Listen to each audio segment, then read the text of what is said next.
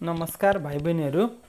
आज म कक्षा 8 को सामाजिक विषयको एकाइ 4 को सामाजिक समस्या र समाधान शीर्षकका विभिन्न पाठहरूका अभ्यासहरू लिएर उपस्थित हुने क्रममा पाठ 2 मा रहेको सामाजिक समस्या भ्रष्टाचार सँग सम्बन्धित विभिन्न प्रश्नका उत्तरहरू लिएर उपस्थित भएको छु। यो एकाइबाट अति छोटो 2 वटा र छोटो एउटा आउनेछ। अति छोटो 1 अङ्कका दरले 2 अङ्कको रहनेछ भने छोटो उत्तर 3 अङ्कको रहनेछ। यसरी जम्मा यस एकाइबाट 5 अङ्कको प्रश्न आउनेछ। हस्त अब लागौँ यसको अभ्यासहरूतर्फ।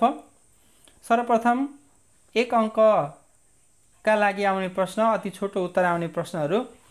भ्रष्टाचार भनेको के हो? एक वाक्यमा उल्लेख गर्नुहोस्।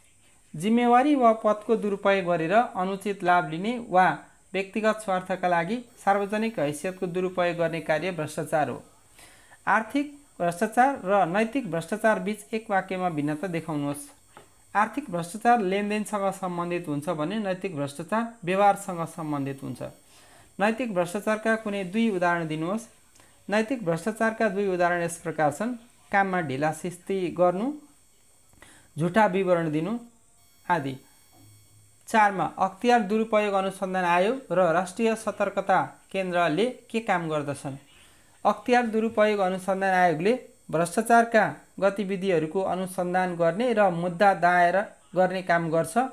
त्यस्तै राष्ट्रिय सतर्कता केन्द्रले सार्वजनिक निकायबाट अनियमितता, भ्रष्टाचार, ढिलासुस्ती सम्बन्धी उजुरी सङ्कलन गर्छ। ट्रान्सपरेन्सी इन्टरनेसनलको प्रतिवेदन अनुसार नेपालले भ्रष्टाचार सम्बन्धी सूचकाङ्कमा प्राप्त गरेको अङ्क र स्थान लेख्नुहोस्। ट्रान्सपरेन्सी इन्टरनेसनलको प्रतिवेदन अनुसार नेपालले भ्रष्टाचार सम्बन्धी सूचकाङ्कमा 35 अङ्क प्राप्त गरेको छ भने 35 अङ्क प्राप्त गरी नेपाल 108औं स्थानमा रहेको छ। कुन संवैधानिक अङ्गको काम भ्रष्टाचार नियन्त्रण गर्नु हो? अख्तियार दुरुपयोग अनुसन्धान आयोग संवैधानिक अङ्गको काम भ्रष्टाचार नियन्त्रण गर्नु हो। त्यस्तै 3 अङ्कका लागि आउने छोटो उत्तर आउने प्रश्नहरू। भ्रष्टाचारका कारण र प्रभावहरू उल्लेख गर्नुहोस्। उत्तरमा जिम्मेवारी वा पदको दुरुपयोग गरेर अनुचित लाभ लिने वा व्यक्तिगत स्वार्थका लागि सार्वजनिक हैसियतको दुरुपयोग गर्ने कार्य भ्रष्टाचार हो। भ्रष्टाचारका कारणहरू यस प्रकार छन्: गरिबी, न्यून पारिश्रमिक, देखासिकी, विलासी जीवनशैली। भ्रष्टाचारका प्रभावहरू यस प्रकार छन्: असुरक्षा बढ्ने, धनी र गरिब बीचको खाडल बढ्ने, विकासका आयोजनाहरू समयमै सम्पन्न नहुने, खराब नेतृत्व सत्तामा आउन सक्ने।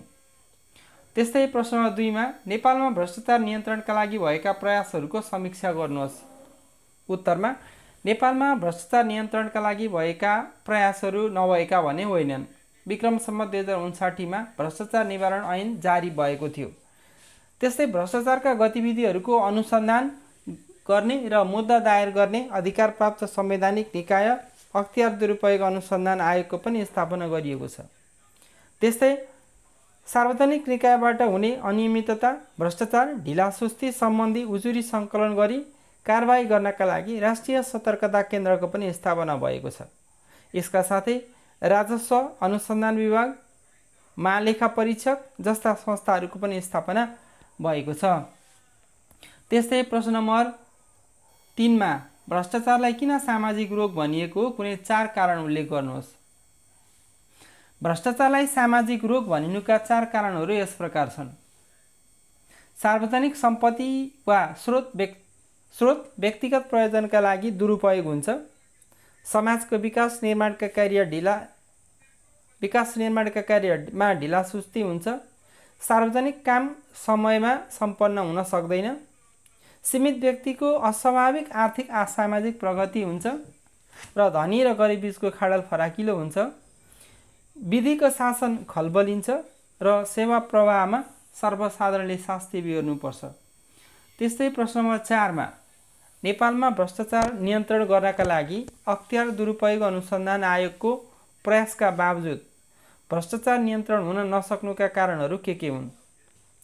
नेपालमा भ्रष्टाचार नियन्त्रणका लागि अख्तियार दुरुपयोग अनुसन्धान आयोगको प्रयासका बावजुद पनि भ्रष्टाचार नियन्त्रण हुन नसक्नुका कारणहरू यस प्रकार छन्। कमजोर लोकतन्त्र, राजनीतिक अस्थिरताका कारण पनि आयोगले काम गर्न नसकेको हो। अधिकारको दुरुपयोग हुँदा आयोगकै कर्मचारीहरू पनि भ्रष्टाचार नियन्त्रण गर्नुको साटो आफै भ्रष्टाचारमा संलग्न भएको देखिन्छ। आयोगमा राजनीतिक प्रभाव भएका कारण आयोगमा दलगत प्रवृत्ति बढ्छ र भ्रष्टाचारमा प्रभाव पर्छ। त्यस्तै लामो उत्तर आउने प्रश्नहरू यस एकाइबाट परीक्षामा लामो उत्तर लेख्ने प्रश्नहरू पनि आउँदैनन्, तथापि यो अभ्यासका लागि प्रस्तुत गरिएको छ। 1 मा छ नेपालमा भ्रष्टाचार नियन्त्रणका लागि गर्नुपर्ने उपायहरू उल्लेख गर्नुहोस्। सरकारी तथा संस्थागत रूपमा भ्रष्टाचार नियन्त्रण सम्बन्धी प्रयास भए तापनि यसलाई नियन्त्रण गर्न सकिएको छैन। भ्रष्टाचारलाई नियन्त्रण गर्नका लागि निम्न उपायहरू अवलम्बन गर्न सकिन्छ। नीति नियमहरूको प्रभावकारी कार्यान्वयन गर्ने, अवैध तरिकाले आर्जन गरेको सम्पत्तिलाई महत्त्व दिनु हुँदैन, चाडपर्वहरू भड्किलो पाराले मनाउन नियन्त्रण गर्नुपर्छ, भ्रष्टाचार विरुद्ध उजुरी गर्ने बानी बसाल्नुपर्छ, निर्वाचनमा हुने खर्चलाई नियन्त्रण गर्नुपर्छ, राजनीतिक नेतृत्व छान्दा स्वच्छ छवि भएका नेतृत्वहरू मात्र छान्नुपर्छ। त्यस्तै प्रश्न नम्बर 2 मा भ्रष्टाचार समाजको विकासको बाधक हो किन? यसको उत्तरमा जिम्मेवारी वा पदको दुरुपयोग गरेर अनुचित लाभ लिने वा व्यक्तिगत स्वार्थका लागि सार्वजनिक हैसियतको दुरुपयोग गर्ने कार्य भ्रष्टाचार हो। भ्रष्टाचारले व्यक्ति, समाज तथा राष्ट्रकै विकासमा बाधा पुर्याउने गर्दछ। भ्रष्टाचारका कारण मानिसले अनावश्यक सम्पत्ति कमाउँछ र फजुल खर्च गर्छ। यसका कारण समाजमा विभिन्न किसिमका समस्याहरू देखा पर्छन्।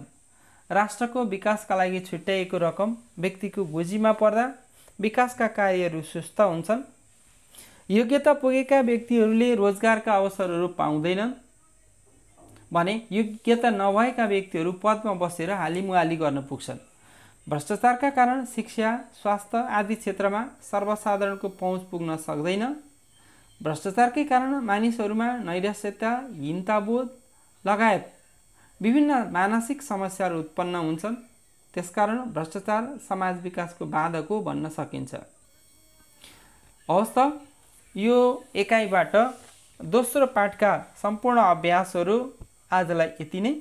बाँकी अर्को अभ्यासहरू लिएर म फेरि अर्को भिडियोमा उपस्थित हुनेछु। त्यतिन्जेलका लागि यहाँबाट बिदा दिनुहोस्। कृपया यो भिडियो उपयुक्त लागेमा लाइक र सेयर गर्न नबिर्सनुहोला र तपाईहरुका केही सल्लाह सुझाव भए कृपया कमेन्ट गर्न नबिर्सनुहोला।